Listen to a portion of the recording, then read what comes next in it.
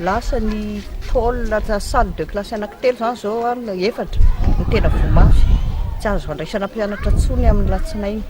dia mba mankotinay teo niaraka tamin'ny draine sy ny chef Cisco dia eo mpianatra 420 eo amin'ny salle efatra zay zany zao tsy mana trano amin'ny latsinainy